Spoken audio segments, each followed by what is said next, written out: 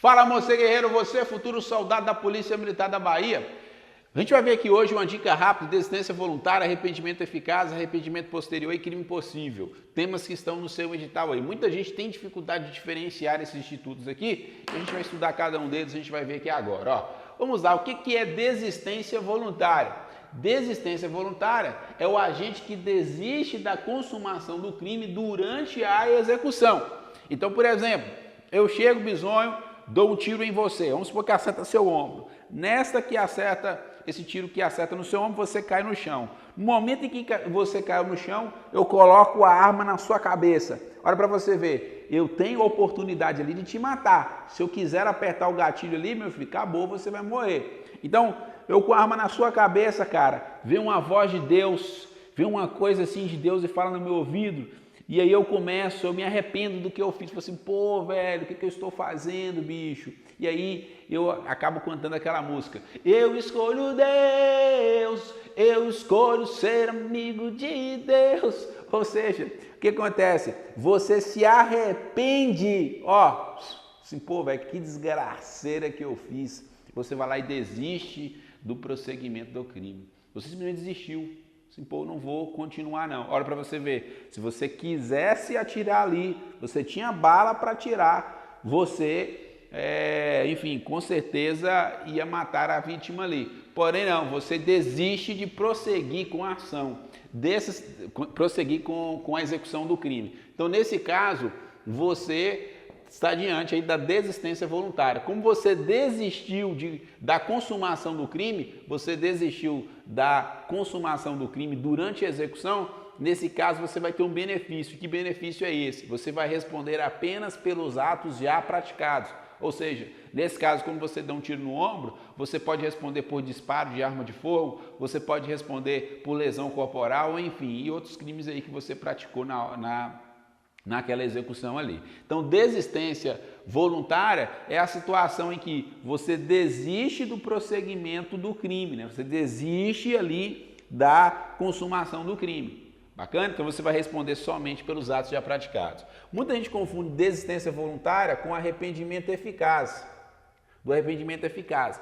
Presta atenção, o arrependimento eficaz é a situação em que o agente ele esgota os meios de execução, tá? E age evitando o resultado. Então tem que ter esses dois elementos aqui. Para ser considerado arrependimento eficaz, é a situação em que o agente esgota os meios da execução e age evitando o resultado. Beleza? Como assim, Davi? Vamos supor que eu estou com minha arma carregada, cara. Arma carregada.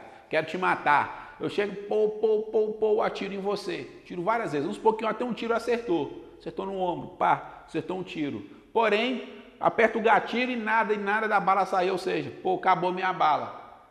Acabou minha bala. E aí você está lá atingido. Nesta que você está atingido, presta atenção. Eu esgotei os meus meios de execução, beleza.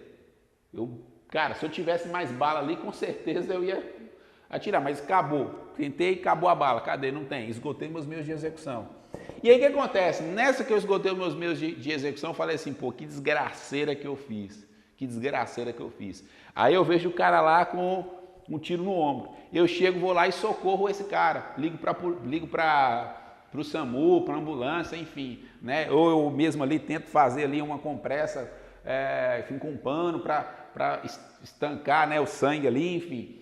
Então, o que acontece? Nesse caso, nós estamos diante do arrependimento eficaz. Não é desistência voluntária. Na desistência voluntária, o cara, ele fala simplesmente assim, pô, eu não quero prosseguir. Ele tem meios para isso, ele tem bala lá ainda no revólver, para você entender. Ele tem arma na pistola ainda, mas ele fala assim, pô, não quero continuar. Seria a desistência voluntária. O arrependimento eficaz, não, o cara esgota os meios de execução, não tem mais para onde executar o crime, né? Esgotou os meios ali para ele poder executar o crime. E aí ele age evitando o resultado. Beleza? Ele age evitando o resultado. Tem que ter esses dois elementos. Se não tiver esses dois elementos, você não estamos diante do arrependimento eficaz. Tem que constar os dois elementos. Qual o benefício que ele tem se ele fizer isso? Vai responder apenas pelos atos já praticados. Então, tanto na desistência voluntária como no arrependimento eficaz, o cara só vai responder pelos atos já praticados. Aí nós temos o arrependimento posterior. Cuidado, dá para você ver. Arrependimento eficaz e arrependimento posterior. Parece a mesma coisa, né? Mas não é.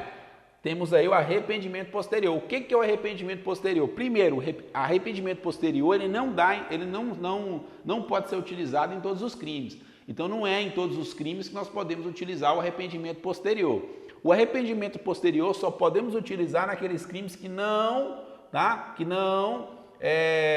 tem aí, que não pode ser, né? Os crimes não podem ser violentos ou mediante ameaça. Então nós não podemos utilizar nos crimes, tá, violentos ou mediante ameaça. Aí o que acontece? Como é que funciona o arrependimento eficaz? Além de não poder utilizar nos crimes, tá, violentos e mediante ameaça, é a situação em que o cara, ele restitui o dano, tá? Ou melhor dizendo, ele repara o dano ou restitui o dano, beleza?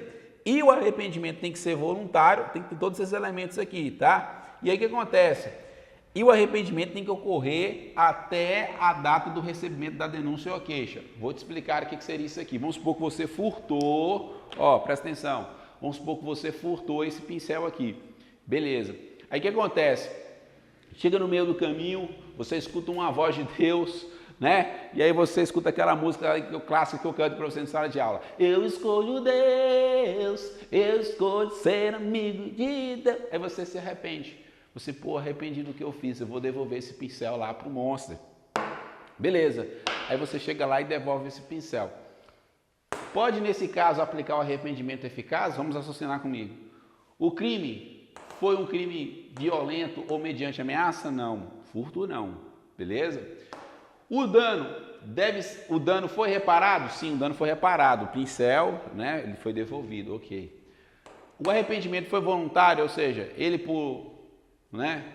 veio aqui e entregou, ou foi a polícia que foi lá e pegou? Não, foi ele que veio aqui e me entregou. Então, opa, foi voluntário sim.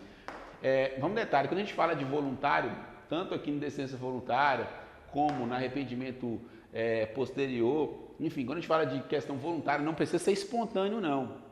Às vezes a família influenciou, às vezes ele ouviu alguém que influenciou, então chega alguém e fala assim, ó, ô meu filho, vai lá, devolve, não faça isso não, o que você fez é errado. Aí ele chega, por questão que ele ficou comovido, né? Ele chega e devolve o pincel. Não tem nada a ver. Mesmo assim vai ser arrependimento posterior. Não precisa ser espontâneo, desde que seja voluntário. Não foi forçado, né? No sentido de chegou alguém lá e pegou dele. Não, ele mesmo chegou e toma aqui. Né? Então foi arrependimento voluntário.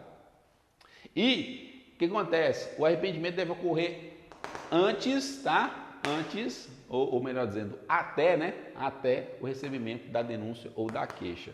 Neste caso, se houver o arrependimento posterior, o que vai acontecer? Vai ter redução de 1/3 a 2/3, né? A mesma coisa lá dos crimes tentados. Né? No crime tentado é a situação em que o agente ele não se consuma o crime por circunstâncias alheias à vontade do agente. E o benefício, tanto no crime tentado como no arrependimento posterior, é redução da pena de 1/3 a 2/3. Beleza? Então tá aí, ó, desistência voluntária, arrependimento eficaz, arrependimento posterior. Dicas, né? Espero que você já tenha estudado isso aqui. Nós temos aí também o crime impossível, muito tranquilo. O que seria o crime impossível? O crime impossível é quando o agente utiliza acaba praticando um crime aí com ineficiência absoluta do meio, né? Na verdade não pratica crime nenhum, né? Porque o crime impossível não tem crime, né? Obviamente. E impropriedade do objeto. Quando a gente tem esses dois elementos aqui, ó, ineficiência absoluta do meio, impropriedade do objeto, né? Nessa situação aí a gente não há que se falar de crime. Por exemplo, vamos supor que eu achando que a pessoa está dormindo, mas na verdade ela está morta, eu não sabia, achei que ela estava dormindo, mas na verdade ela está morta. Eu vou lá e dou 2 tiros nela com a intenção de matar. Assassina comigo, como é que eu vou matar alguém que já está morto? Tem como? Não tem. Se ela já estava morta, não vou responder, jamais responderei por homicídio, porque não é crime.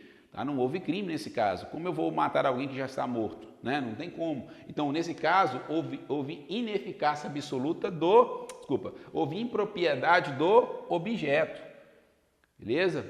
Houve impropriedade do objeto. O bem jurídico aqui tutelado aqui, a vida, o cara já estava morto. Né? Não há que se falar aí. Ineficiência absoluta do meio, que seria o meio utilizado para praticar o crime. Né? O meio utilizado para praticar o crime. Por exemplo, eu chego, faço uma pistola de isopor, uma arma de isopor e faço assim, tem como eu te matar com a pistola de isopor? Não tem como, pois tem? Não tem. Então vai ser crime na situação dessa, apontar para você uma arma de isopor, falar assim, ó, parada aí, né? Uma arma grosseira, de isopor. Não tem como, né? Isso não é crime, não. Então, o crime é impossível. Vamos supor o seguinte também, para você entender, ó. Eu chego, falar assim, ó, vou te matar aqui agora, com o poder, da magia negra, né? Mas assim, sem matar o cara, só assim, ó.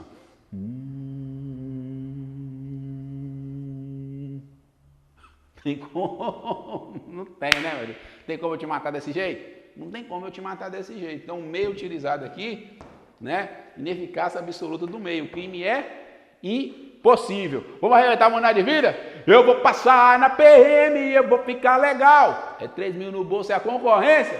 Pagar pau. Ui.